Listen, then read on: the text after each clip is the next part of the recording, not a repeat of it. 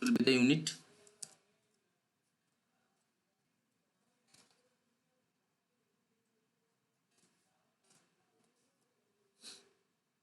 Correct.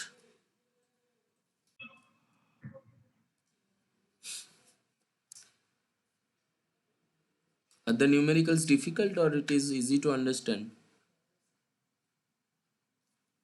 Yes, sir, easy. Okay, so let us start. And my tablet is not working today, so I will have some difficulty in writing the things. So please bear with me.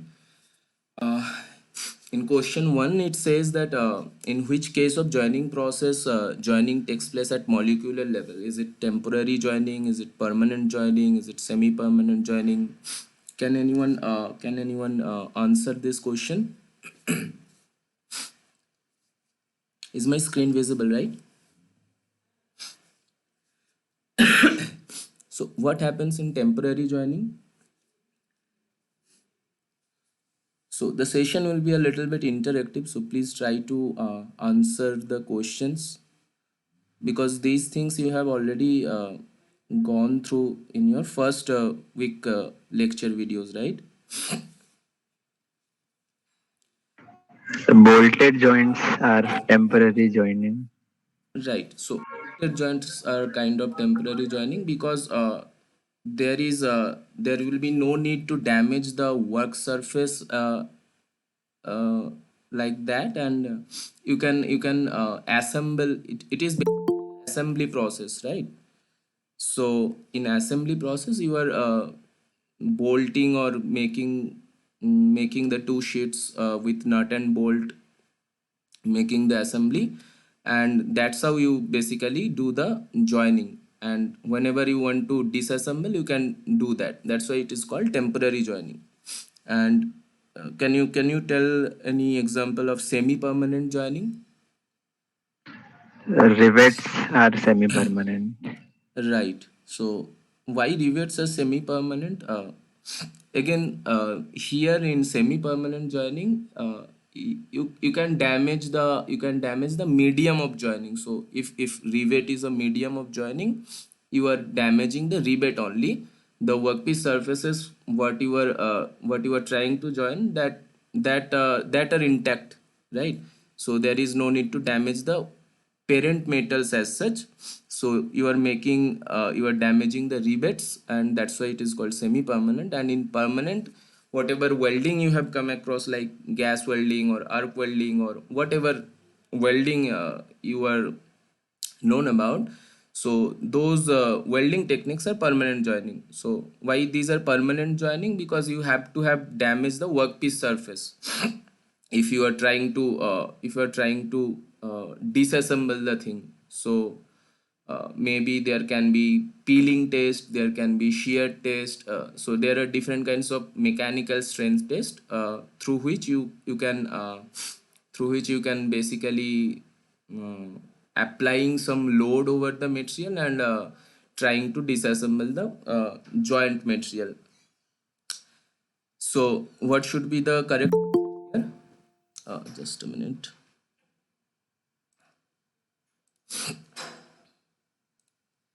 So at molecular level, this should be permanent joining, right? So in permanent joining, you will have this diffusion taking place. So diffusion takes place for certain amount of time at certain amount of depth. So if there is molecular level of diffusion, uh, so because of this diffusion happening at molecular level, it will be of course this permanent joining. So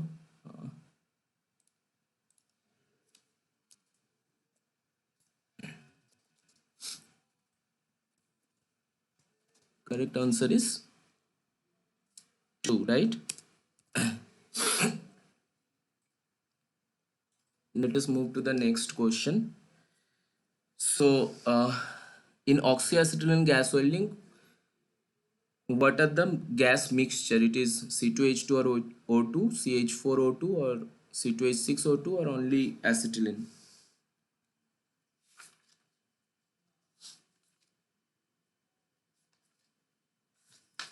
Any answer? Acetylene and O2 oxygen. Right. So what happens in gas welding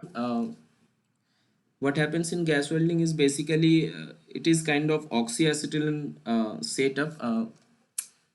If I could use my tablet, I could draw the setup. Anyhow, I hope you have come across gas welding in your whatever courses you have done. So what happen is acetylene is basically kept in a confined space, right? And whenever you keep it in a confined space, it tries to decompose into carbon and hydrogen. So whenever you keep acetylene in a confined space, it can decompose into carbon and hydrogen, and this decomposition results in a high amount of pressure. So when the pressure reaches a certain amount of value, so there are certain amount of value, people say that it is something around zero point 0.2 megapascal. So when the pressure reaches this amount of value, the mixture of carbon and hydrogen becomes violently explosive. So because of that reason, means carbon and hydrogen becomes violently explosive even in the absence of oxygen. So this happens when the mixture is subjected to a spark or shock, this kind of thing. So to avoid this problem, mostly if you see in gas welding setup, acetylene is dissolved in acetone. Have you ever done this gas welding in your lab experiment? And have you seen that whenever if you see the cylinders, and if you ask the lab operators also, you will see that acetylene is always kept in dissolving in acetone, and at a pressure of say zero point 0.1 megapascal, there are some theoretical mixture kind of, one volume of acetone is can dissolve 20 volume of acetylene, and this solubility increases almost linearly, right? And there are different kinds of flames you can produce depending on this acetylene and oxygen. And what are the different kinds of flames, can you tell me?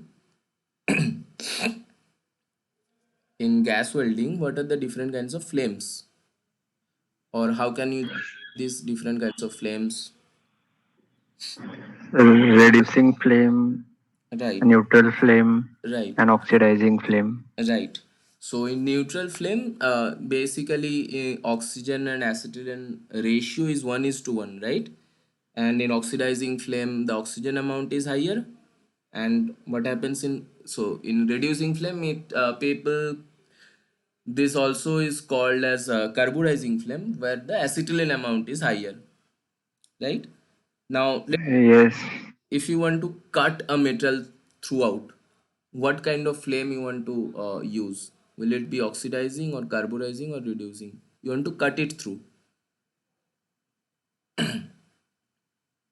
Okay, first tell me which flame is having highest temperature, which flame can generate highest temperature?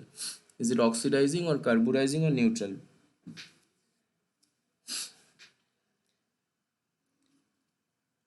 Of course, whenever there will be excess amount of oxygen, it will have the highest temperature, and whenever you add more oxygen, it will help it to cut the material throughout. So there is something called oxygen cutting. Let me try to write down the thing. So there is something called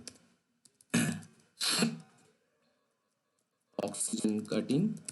So there people use oxidizing flame to cut the material throughout. Okay. Should I move to the next question? yes, sir. Okay. Now in question 3 it says which of the following reaction leads to formation of acetylene gas to be used in gas welding? Basically how this C2H2 is formed. Can you tell me?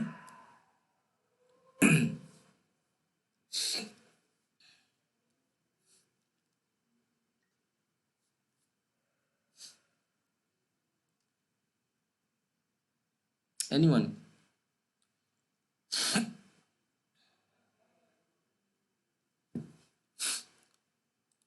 So let me try to write down this.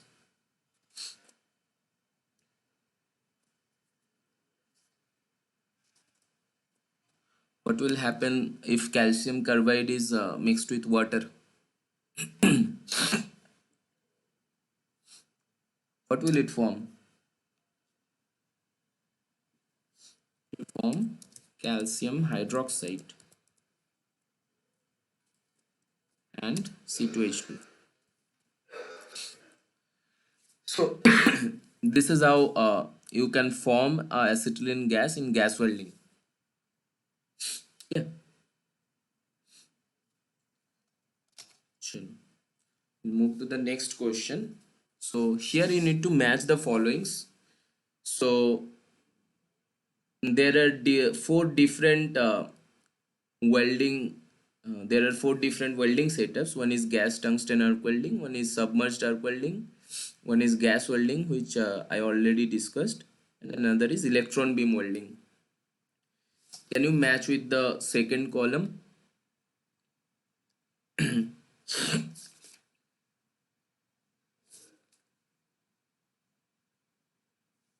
What will happen in gas tungsten arc welding? Or forget about gas tungsten arc welding. What happens in arc welding actually? So, have you heard of this shielded metal arc welding?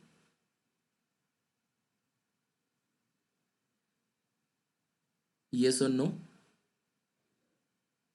Yes, sir. The inert gases around the Right, welding right. region. So in shielded metal arc welding, what happens is it is manual arc welding basically with coated electrodes. So this is the most common welding process you have ever come across, and this process is applicable for almost all metals and alloys, with the exception of there can be exception of pure copper or pure aluminium or some low melting point materials, and also there can be some reactive metals which you can't weld with this shielded metal arc welding. Now what the coating serves means, why there is shielding over the electrode? Because it shields the weld pool from an atmospheric contamination, right? And basically it creates a suitable gaseous atmosphere and a slag, and this slag refines this molten metal. And also if you see, this shielding metal acts as a carrier for alloying elements, deoxidants and other elements which are necessary to produce these desired arc and metal transfer characteristics. So that's why you need this shielded metal over this electrode. And there are different kinds of shielding you can come across. Like there are four most common coatings in practice people use, like cellulosic coating, rutile coating, iron oxide coating.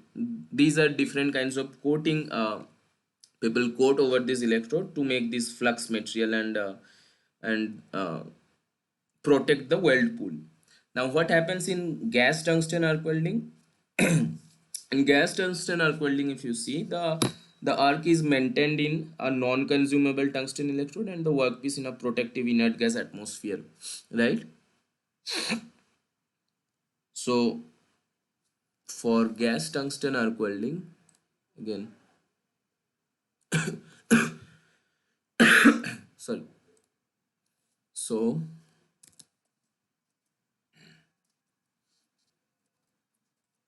if you see gas tungsten arc welding, you'll have non-consumable electrode, right? Yes, sir. Now if you see, in gas tungsten arc welding, I can't draw again the schematics. Any kind of filler material, if you need any kind of filler metal that are supplied externally, and in gas tungsten arc welding normally a DC arc is used with tungsten as negative electrode. So I am skipping the basic mechanisms of the welding thing, or maybe we'll cover it in other sessions, so we'll do that time. And yeah, and this is not possible, as I said, for metals like aluminium, magnesium, or copper, where the oxide layer persists if the workpiece is used as the anode. Right. Now, in what happens in submerged arc welding? In submerged arc welding, what happens is basically the arc is maintained underneath a mass of fusible granular flux. So that's how it is. That's how the weld pool is protected in that way. And first, the flux. What does it contain? The flux contains calcium oxide, calcium fluoride, and sometimes silica also can be used. And this granulated flux is then spreaded over the joint to be made. And yeah, so that's how submerged arc welding happens. So in submerged arc welding, what happens? This is consumable. True.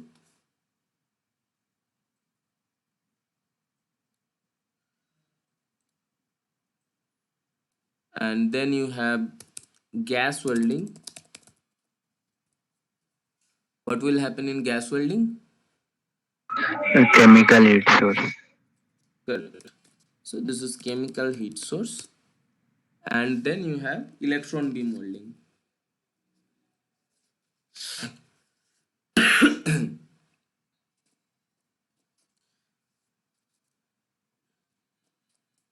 So in electron beam welding, again, the heat for fusion is obtained from a kinetic energy of a dense beam of the electron beam of a high velocity of electron.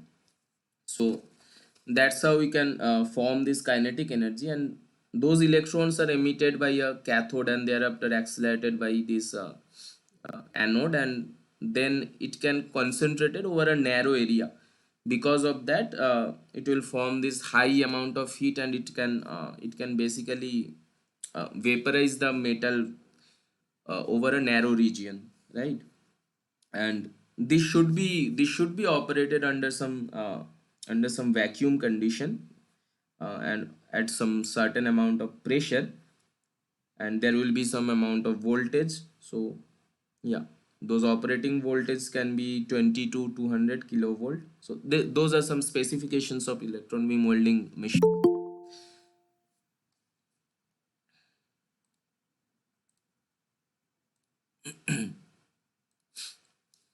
Yeah, so for electron beam welding, this should be in vacuum chamber.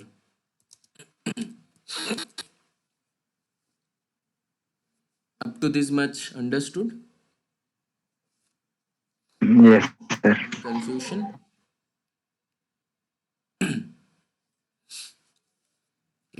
So let us try to have some numericals also.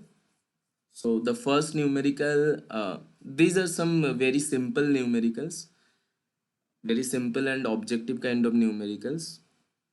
There is no subjective kind of thing. Let us try to figure out what is there in the numerical. So the first one is from this resistance spot welding. It says in a resistance micro welding process, you have this applied voltage as 5 volt, and you have overall contact resistance between the joining sheets, that is given as 5 into 10 to the minus 4 ohms centimeter square. So you need to basically find out what will be the amount of generated heat per unit area per unit time. So what is the principle of resistance spot welding?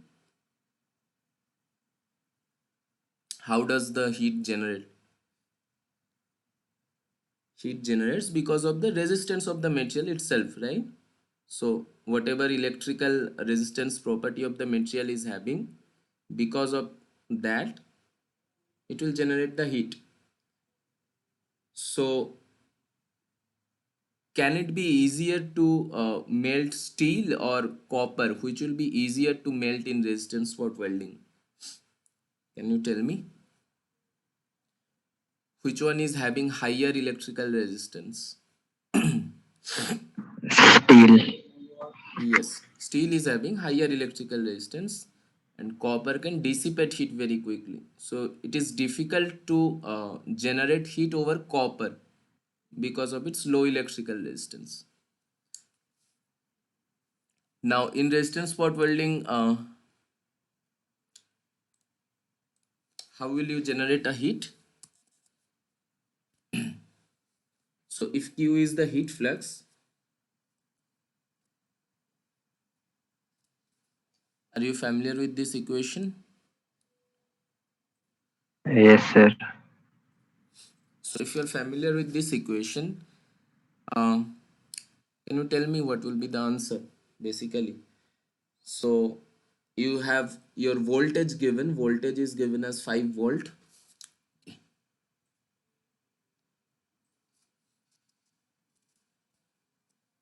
V equal to 5 volt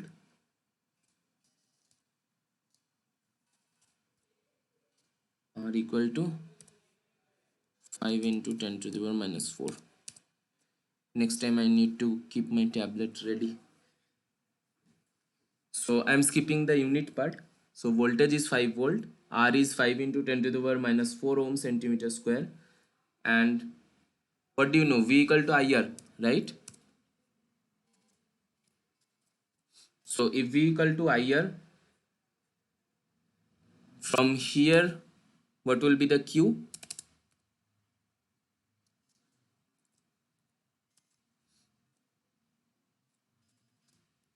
V square by R into T. True?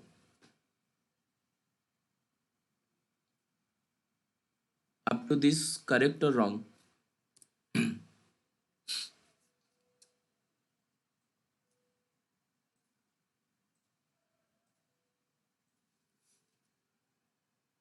Anyone? Can anyone confirm, please? If Q equal to I square RT and V equal to IR, obviously Q equal to will be V square by R into T, Yes, sir. Yes, sir. right? Now you need to find out the amount of generated heat per unit area per unit time. So you simply do this math, V square by R. Yes, sir.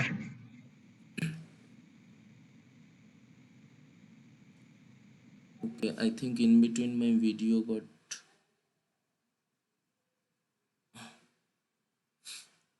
fine. Okay, so we'll move to the next question. This is again from the basics of this resistance spot welding, and here it says that in a resistance spot welding operation, this is used to join two austenitic stainless steel thin sheets, and assuming a complete melting of the sheets and considering formation of cylindrical shaped nugget, you need to evaluate the portion of heat generated used to form the nugget if the following are the process conditions. So you have sheet thickness, you have nugget dia, you have welding time, and there is something called energy required for melting, that is given 35 joule per mm square, and current and resistance are given. How can you find out this?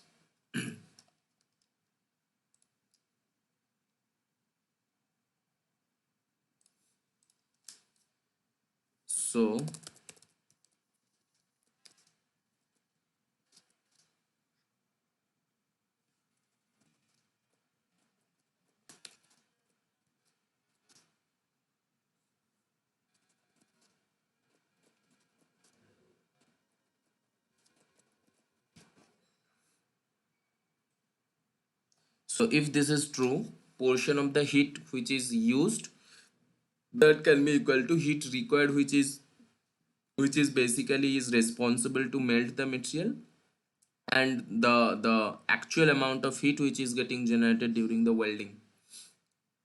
So what will be the ratio? So heat generated during welding is again simply it will be I square RT, right?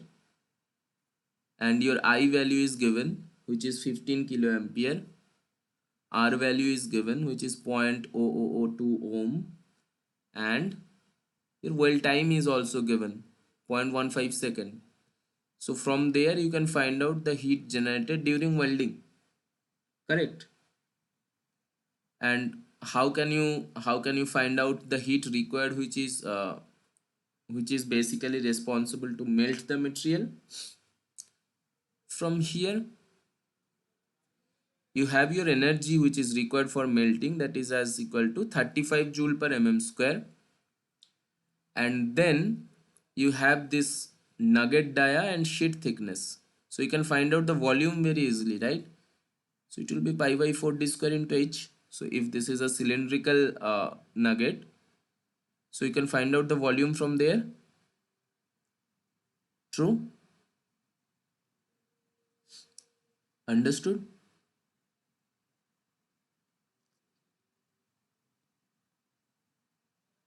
Yes, sir. So can you please tell me the answer? What will be the heat required for melting?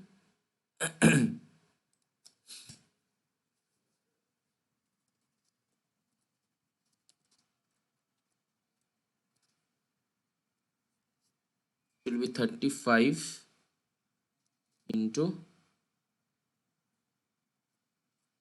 pi by 4 into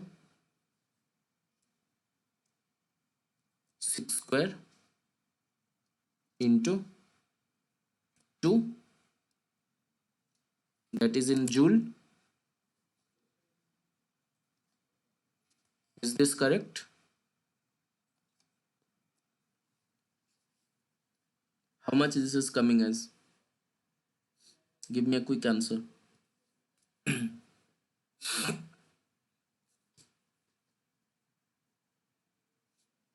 1979.2. 1979.2. Point two. This is in joule. Yes. And what will happen for this heat generated during welding? That means I square RT. How much this is coming as?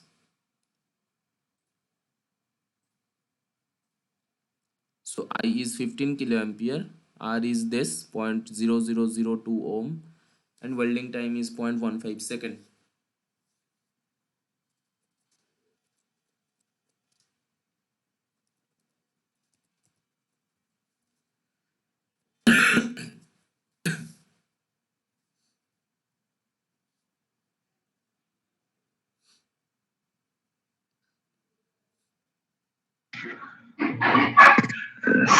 Six seven five zero. How much? 6750. 6750. So what is the ratio then? You need to find out the portion of the heat which is used to melt the material, right? So you need to find out the ratio, basically heat required for melting divided by heat generated during welding.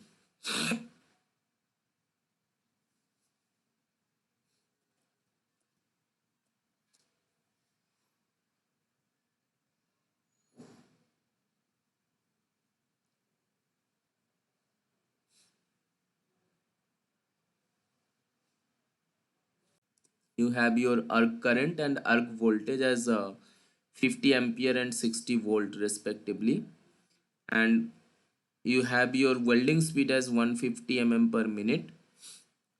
And in another process the TIG welding is carried out at a welding speed of 120 mm per minute at the same arc welding voltage. So you have your voltage as constant as 60 volt.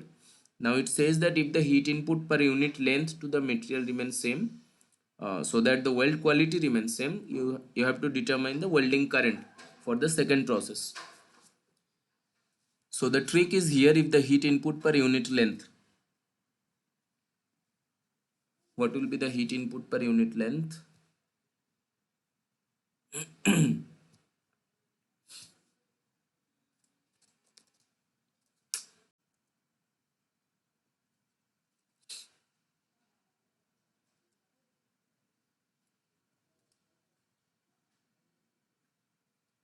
That divided by velocity 1 equal to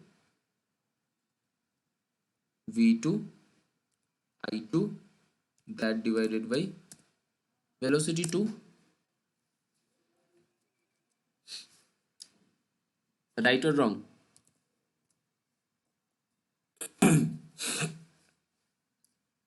So you have your V1 as 60 volt, I1 as 50 ampere, and V2 is also again 60 volt. You need to find out I2. Velocity 1 is 150 mm per minute, velocity 2 is 120 mm per minute. So what will be I2? 40 amperes. Correct. So I2 will be 40 amperes. Understood? So this thing understood, right? Why this heat input per unit length is having Q by V?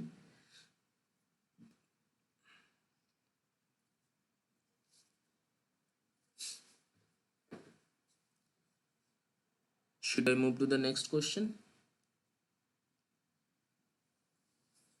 Yes, sir.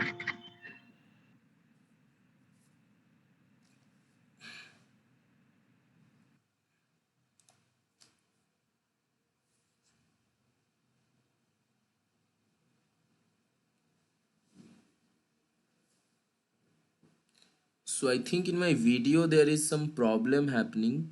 It is not getting continuous recording. Maybe from next time I will try to figure it out. Anyhow, I will share the presentation, of course.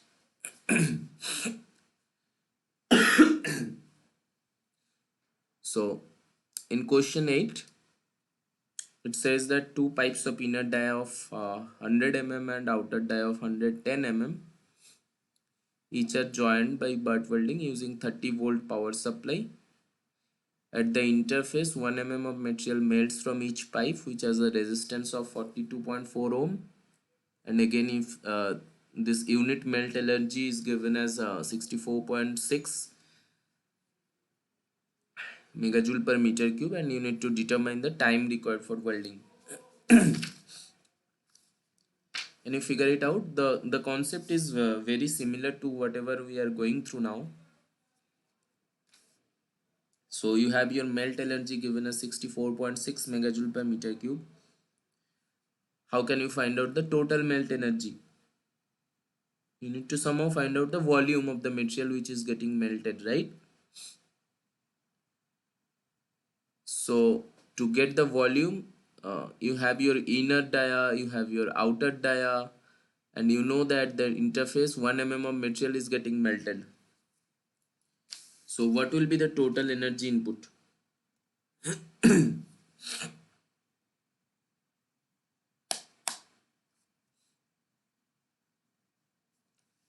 Initially find out the what will be the volume.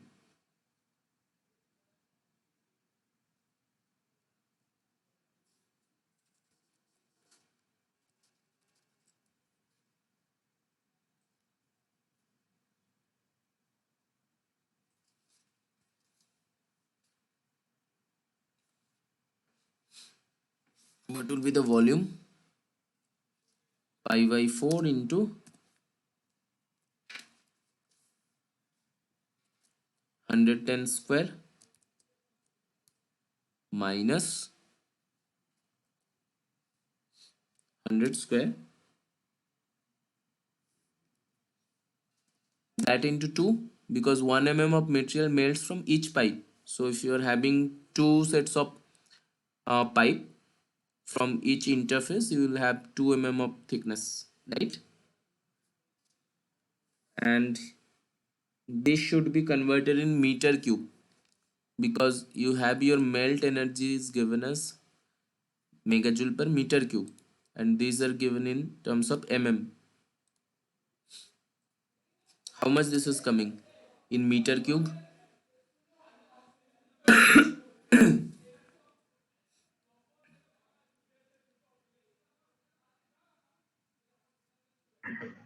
3.29 into 10 raised to minus 6 How meter much? How cube. much?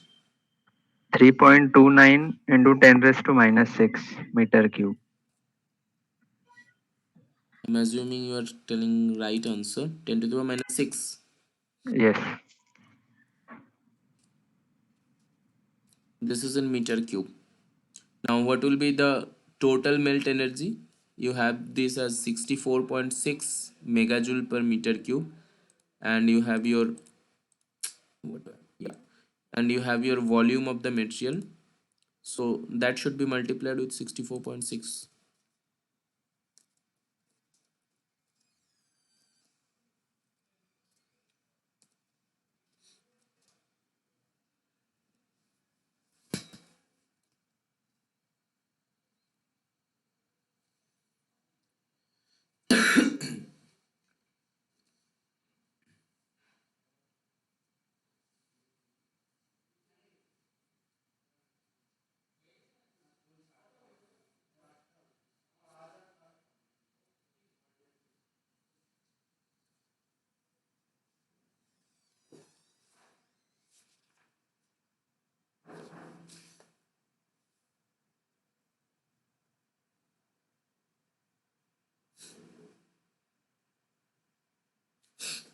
How much this is coming? 64.6 into 3.29 into 10 to the minus 6.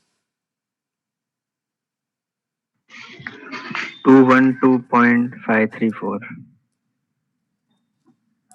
This is in terms of.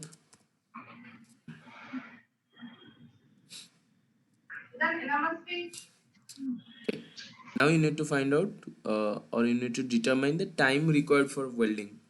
Again, you know Q equal to I square RT. You have your voltage. That's in the melt energy is in joules. Sorry, Melt energy is in joules. is in joule. Yes, So you have converted that. yes, Okay. So if this is in joule and your resistance is given as 42.4 ohm, voltage is given as 30 volt, what will be the time required for welding? The same equation, the same equation. Understood?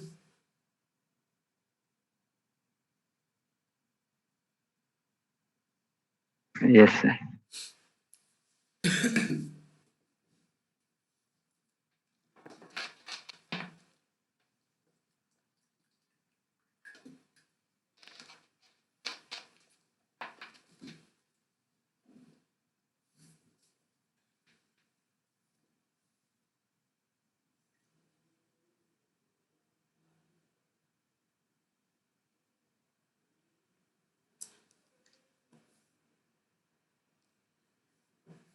Can anyone suggest any video recording app? Which one should be better? Because I'm getting some trouble with OBS. Need to check it out anyhow.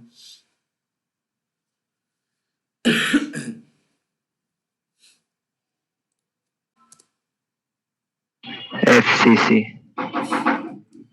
So, what are the different kinds of iron you can come across in iron carbon phase diagram? Alpha ferrite, austenite, delta ferrite, Right. So, what will be the structure of delta ferrite? BCC. Delta ferrite is BCC, austenite FCC, and then again another ferrite is BCC. Yes, yes, So, sir. at different temperatures, at different compositions, it will form different kinds of crystal structure.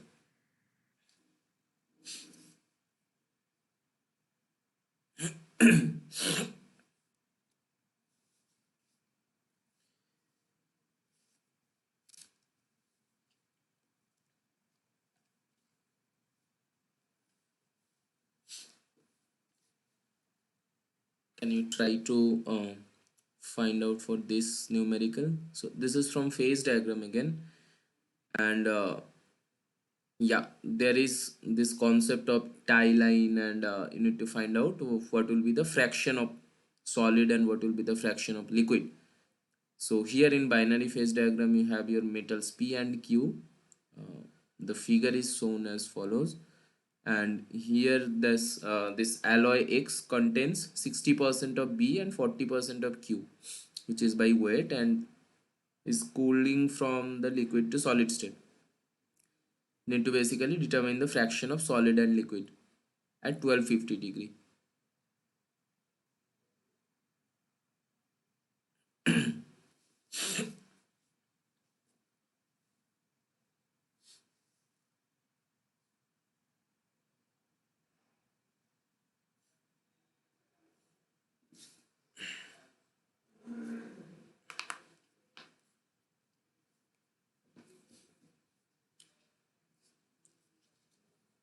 So what is this line? Can you see my cursor?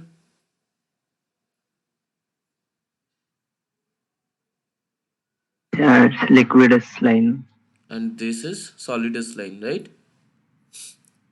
And here at 1250 degrees C, at 1250 degrees C, you have your alloy X contains, which contains 60% of P and 40% of Q by weight. So if this is your composition, thus this middle line, if this middle line is your composition, that contains 60% of P and 40% of Q. And from this tie line you need to find out what will be the fraction of liquid, what will be the fraction of solid. If you want to find out the fraction of liquid, how can you find out the fraction of liquid? This much of length, that divided by the total length, right? And for fraction of solid, this much of length, that divided by the total length. So how can you find out this mass fraction of liquid?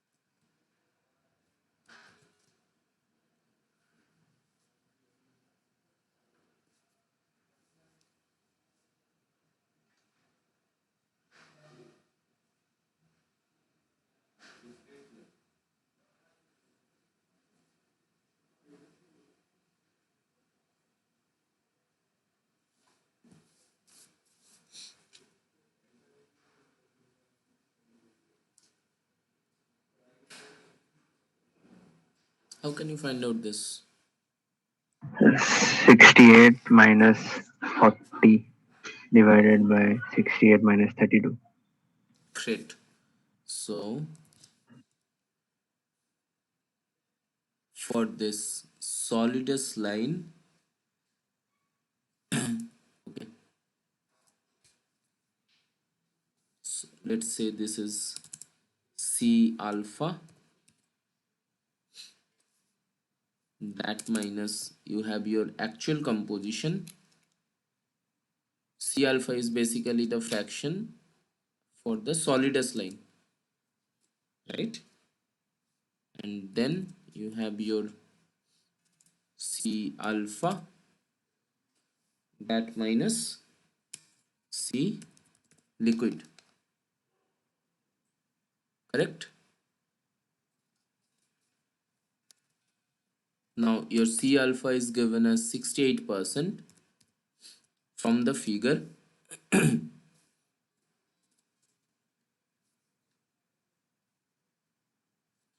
C naught is given as 40%, which is the actual composition, and C liquid is given as how much? 32%.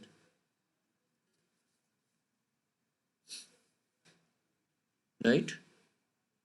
So this is C liquid, which is given as 32%. This is C solid, which is given as 68%. And this is your actual composition. So how much it is coming as? 68 minus 40 by 68 minus 32. 77.78.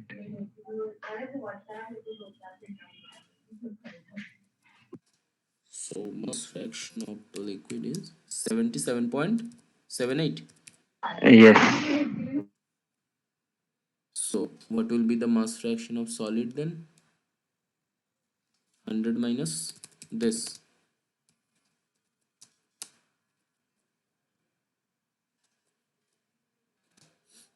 100 minus this. How much? 22.22. 22.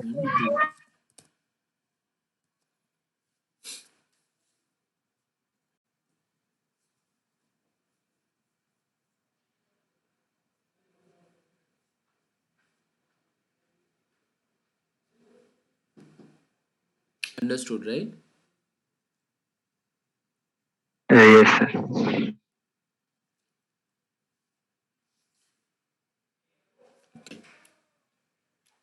So we'll have next two questions only.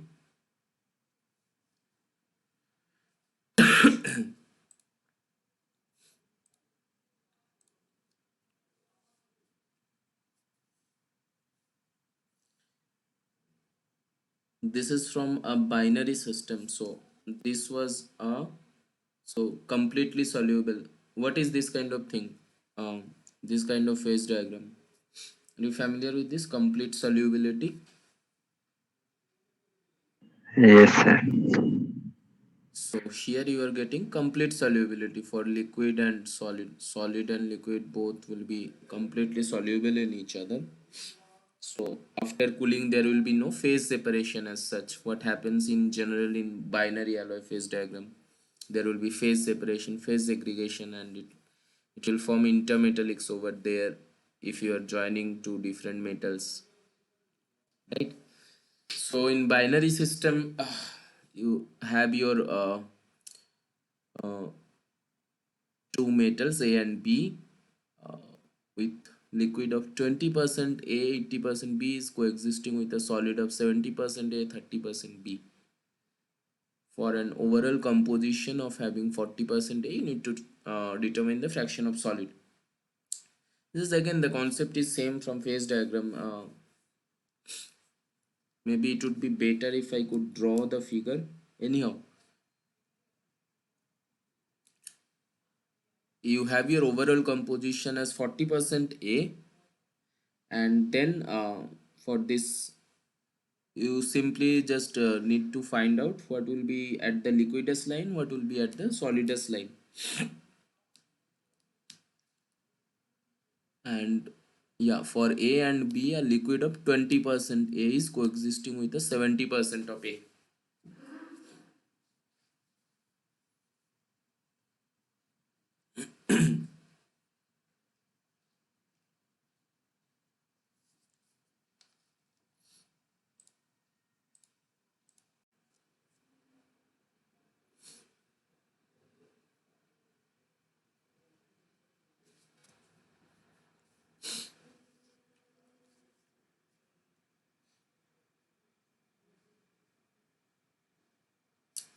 What will it be?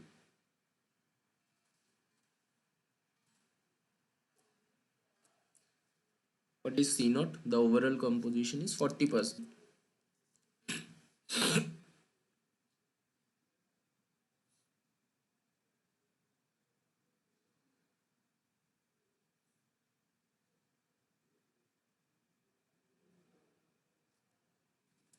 C solid is given as 70% and C liquid is given as 20%.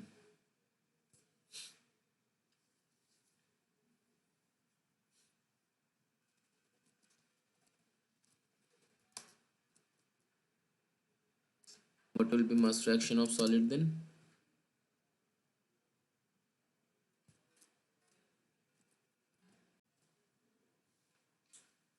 Correct? True?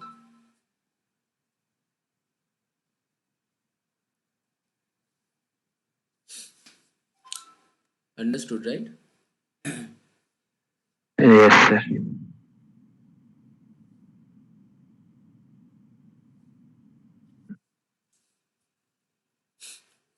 This is my next question for today. Uh, Maybe we'll have some better discussion next in the next session. So, in the last question, it says in this figure, what does point O denote? Can you tell me?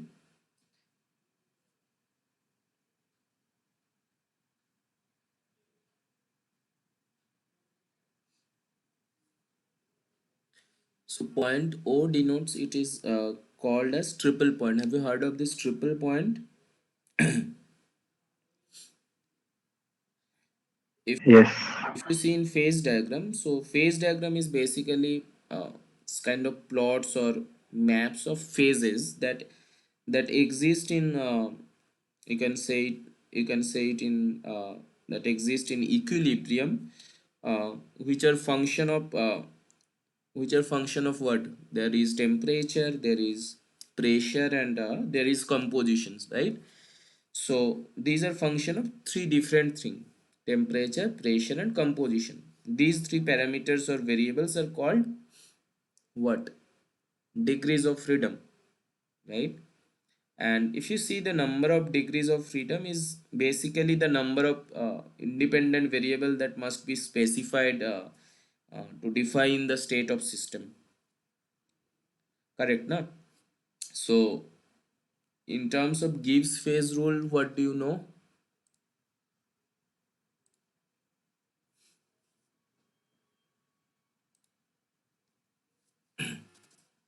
F equal to C minus P plus 2. So what are what? F is your degrees of freedom.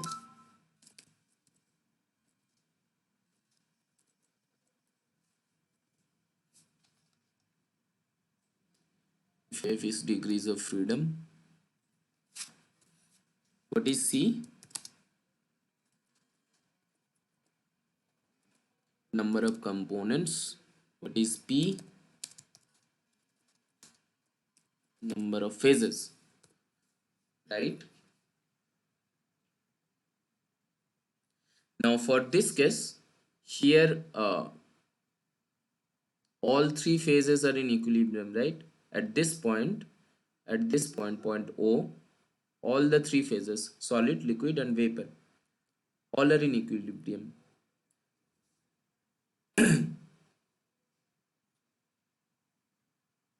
So what will be the F at point O?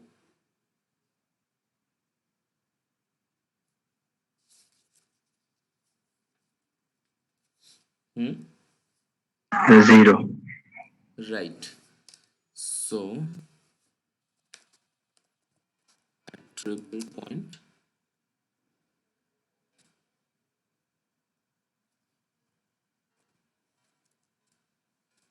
F will be equal to 0.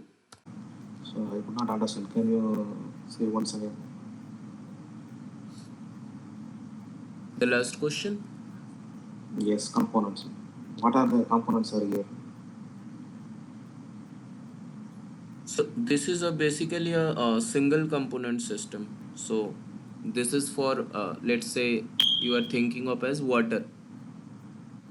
So if Okay. this is a single component system, at this point O, all the three phases are coexisting: solid, liquid, and vapor for water. So there can be multi-component system also. Like if you see this binary alloy phase diagram, there can be two phases. Sorry, two number of components. Let's say you are mixing two materials. So if you are mixing two materials, the number of components will be two. For this is a single component system. And if this is a single component system, a single component system, C is equal to 1, and if all the three phases are coexisting at point O, P will be 3, and so F will be equal to 0, right? Here. Yes. So this is So here degrees of freedom, it means what it denotes, degrees of freedom. so degrees of freedom is basically this number of variables. Either you are denoting pressure, or you are denoting temperature, or you are denoting composition. How you are denoting these things, that variable is basically, these parameters or variables are called degrees of freedom. So F equal to 0 means you cannot define either of pressure or temperature, or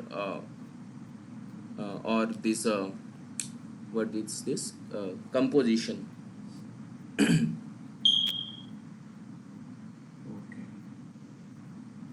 right? So these are basically, you can think it of as independent variable that must be specified to define this state of the system.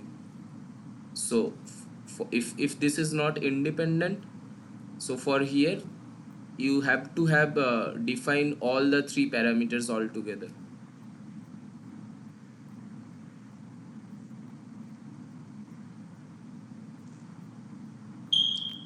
Got it? Yes, I got it. Thank you. Okay. Anything more?